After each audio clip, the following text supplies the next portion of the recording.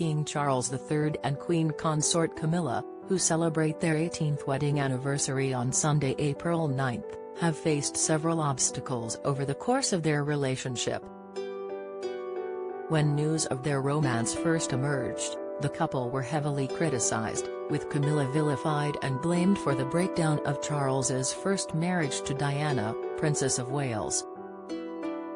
However, while many considered Camilla to be damaging to the then Prince of Wales's future, Charles was determined to stay committed to her and, according to a royal commentator, alienated both his family and the public in the process.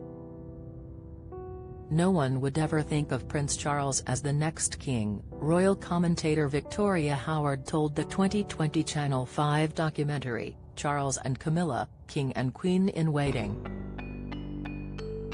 He was widely considered unfit to be the next monarch of Great Britain. Carol Malone, TV presenter and journalist, added, he had been so determined to stick by Camilla, to keep her in his life, that he had alienated not just the public, but many members of his own family too. The Queen did not want the pair of them to be together. She had said time and time again that she wanted the relationship to be over. However, while Camilla was considered the most hated woman in Britain, for Charles, she was the one person he could turn to and truly confide in. Prince Harry's visit to London was to test waters ahead of King Charles' coronation. Prince Harry's arrival at the High Court this week may have been intended to test the waters with a British public before the Duke and Duchess of Sussex decided to attend King Charles's coronation, a royal expert has said. However, royal commentator Hilary Fordwich said she believes the Sussexes are facing a lose-lose situation as a result of the fallout from their Netflix series and Harry's memoir, Spare, both of which contained stinging criticism of the British royals, including allegations of racism, and could even be booed. Katie Nicholl, author of The New Royals, told the documentary, Camilla was absolutely reviled in England, hated by a lot of people. But to Charles, she was his absolute pillar of strength. She was his rock, and really she was everything to him. Charles was determined to continue his relationship with Camilla. As Ms. Nicholl explained, anyone close to the Prince of Wales, and that included his mother, knew that when it came to Camilla, she was non-negotiable. And Charles made that very clear from the outset. He hadn't gone through everything he'd been through, the public humiliation, the admitting of adultery, not to be with Camilla at the very end of it. Thus, the future king set about improving his image and regaining the public's respect. A slow and coordinated public relations exercise by the couple followed, orchestrated by Charles' advisors to make their relationship appear appropriate.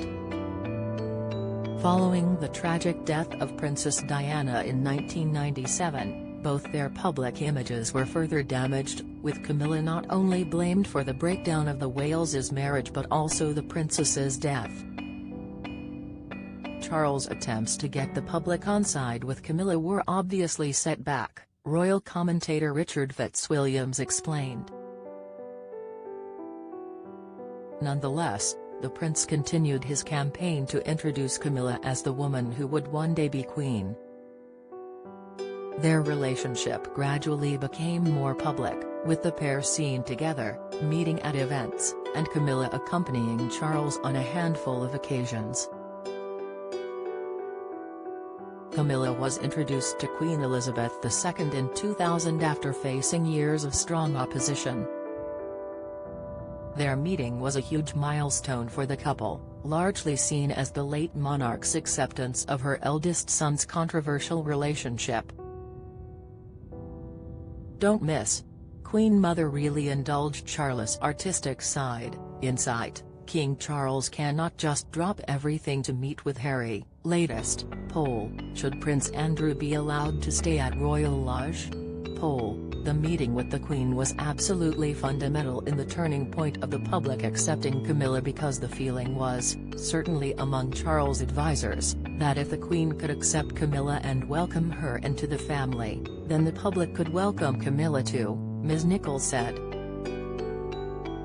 And that really paved the way for a change in attitude among the public. And 2 years later, she was seen publicly in the company of the monarch during her Golden Jubilee celebrations, marking an important moment for Charles's former mistress. Charles's popularity was beginning to bounce back, and in 2005, 35 years after he and Camilla first met, the pair got married. Former BBC royal correspondent Jenny Bond claimed, Charles had always wanted to make Camilla his wife, his bride. He felt that she had endured a lot. The couple wed in a civil ceremony at the Windsor Guildhall, which was followed by a martial blessing at St. George's Chapel. Since then, their popularity has steadily increased.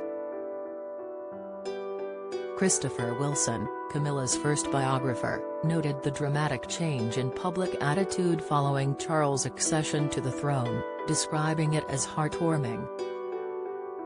He told Express.co.uk in November, "The public is the most forgiving of all when it comes to the royals, well, at least some of the royals." Meanwhile, royal commentator Margaret Holder said, Camilla has been victorious through a relentless public relations drive to gain acceptance. Since their first orchestrated appearance in 1999, wave after wave of image updating and rehabilitation of both Charles and Camilla has resulted in the poll figures we see now. No one can possibly disagree with the importance of the work she has undertaken.